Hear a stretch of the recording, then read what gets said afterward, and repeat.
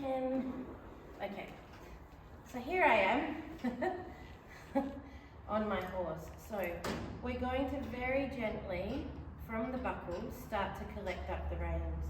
So hand over hand, and then having, so see, he asked then, do you want me to go forward? So if I close my hands, look what happens. I'll close my hands, I've got contact, he's going to go backwards and say, okay, well, we're obviously not going forwards because you've closed your hands. So when I want to go forwards with this horse, we do a reverse, we start with the half halt to say, hey, you're listening, and then we do the reverse half halt and move forward. So if my hands aren't moving with him, and I'm not super light on the reins, this horse will stop. So you'll see in a minute once we get the walk moving, that my hands are super duper light. So I can hold these reins with 2 fingers. I don't want to be particularly heavy on these reins for him, because you saw what happened in the previous videos when I closed my hands, particularly with the girl, with Natasha on the reins. So I've collected out my reins a little bit, and now I've closed my fingers, and look how quickly he stops when I close my fingers. And then we half halt, and then if I want him to raise his head, I raise my hands. He's raised his head, now I go forward.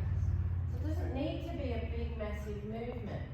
So if he wasn't then moving, I can then let my reins out further. But I want you to notice something with my legs as well. So my legs aren't clamped on. I have my knees pointing into the saddle. I've got a gap between his stomach and my legs where he feels that he can move his barrel from side to side as he needs to in the walk. And the other thing is he can breathe. So he's able to take a deep breath in when he needs and a deep breath out without my legs interfering with that. Now my stirrups are just long enough so that I can really relax down into the saddle. I tuck my bottom under, I'm sitting on my seat clothes. My shoulders are up and back. I close my hands, I breathe out, and he stops. Now he's playing with the bit again. So I lighten my hands even more. So as we do a half halt and then a reverse half halt to let him go forwards, he moves forwards.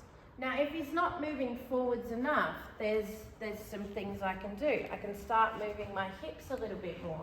You can see my hips are moving with his movement more and more and more. I'm using my legs a little bit, and I'm not using my legs in this kind of fashion. I'm using my legs in a drafted boot kind of fashion, because the knee hinges. The leg hinges off the knee, not off my hip. I haven't got my legs out like this. But if I do that, see how fast he went. Because my heels were on the horse. So it's about his willingness to move forward in the walk. Then as he does a bigger walk, notice I'm moving with his head movement. My hands are moving. My hips are moving with his movement. We're at one with one another. If I want him to raise his head, I lift my hands and go, come on, buddy. Yep, and he raises his head. Then I don't keep asking him to raise his head once he's raised his head. Then I keep my hands steady but still moving with his movement. When I want to do a pirouette, a walk pirouette, I look over my shoulder. I'm not constantly on the reins going, rah, rah, rah, rah.